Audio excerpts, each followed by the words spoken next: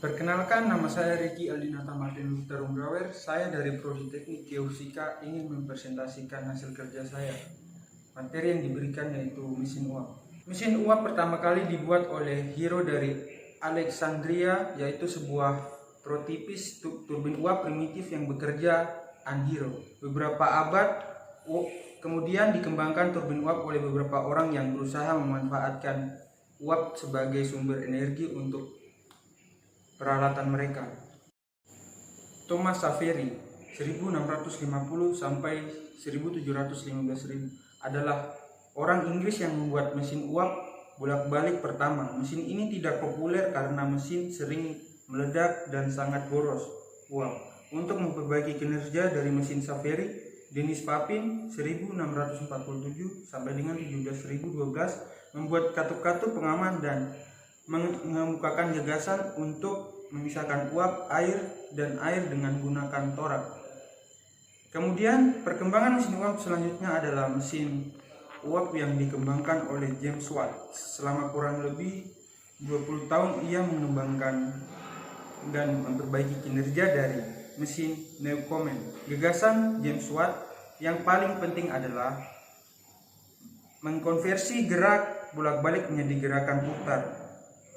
Di tahun 1781, mesin tersebut kemudian dikembangkan lebih lanjut oleh Corliss dari tahun 1817 sampai dengan 1888, yaitu dengan perkembangan katup masuk yang menutup cepat.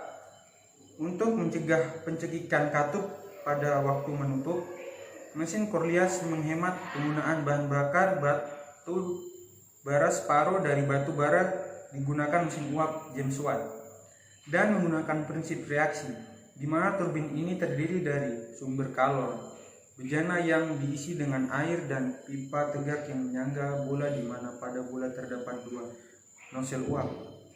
Proses kerjanya adalah sebagai berikut. Sumber kalor akan memanasi air di dalam bejana sampai air menguap.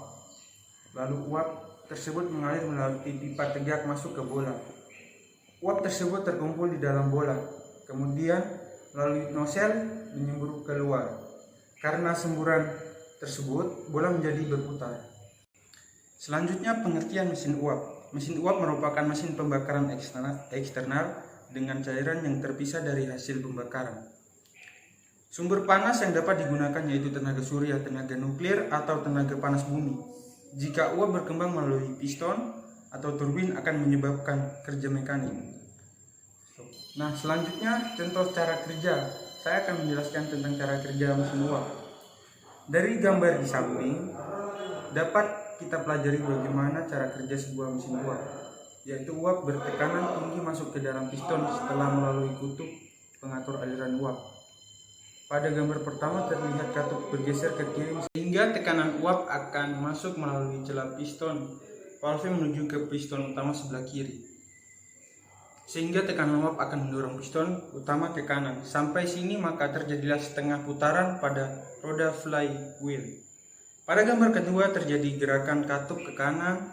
Katup ini bergerak oleh perantara valve root yang terhubung oleh flywheel. Pada posisi valve seperti ini maka akan mengarahkan uap ke arah sebelah kanan piston utama dan mendorong piston ke kiri. Sampai sini maka akan terjadi gerakan satu putaran penuh pada flywheel dan akan terus terulang menjadi gerakan putar yang stabil. Contoh cara kerja kedua dari mesin uap. Mesin uap adalah mesin yang digerakkan menggunakan tenaga uap dari air yang dipanaskan. Mesin uap masuk ke dalam kategori pesawat kalor, yaitu peralatan yang digunakan untuk merubah tenaga termis dari bahan bakar menjadi tenaga mekanis melalui proses pembakaran.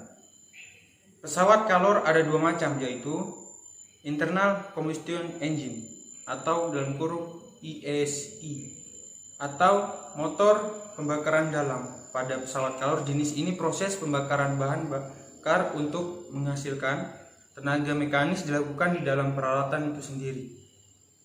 Contoh, motor bensin dan diesel. Yang kedua, external combustion engine atau motor pembakaran luar. Mesin uap dan turbin uap masuk dalam kategori pesawat kalor jenis ini karena pembakaran bahan bakar dilakukan di luar mesin uap ataupun turbin uap, yaitu di dalam ketel uap atau boiler. Di dalam ketel uap atau boiler, tenaga termis hasil pembakaran bahan bakar digunakan untuk memanaskan air sehingga berubah menjadi uap dengan temperatur dan tekanan tinggi yang selanjutnya dialirkan ke mesin uap ataupun turbin uap untuk diubah menjadi tenaga mekanis. Pada mesin uap, tenaga potensial yang masuk diubah menjadi tenaga mekanis berupa gerakan kian kemari dari piston, dan selanjutnya turbin uap tenaga potensial uap langsung disalurkan untuk mendorong turbin sehingga menjadi gerakan putar. Sekian dan terima kasih.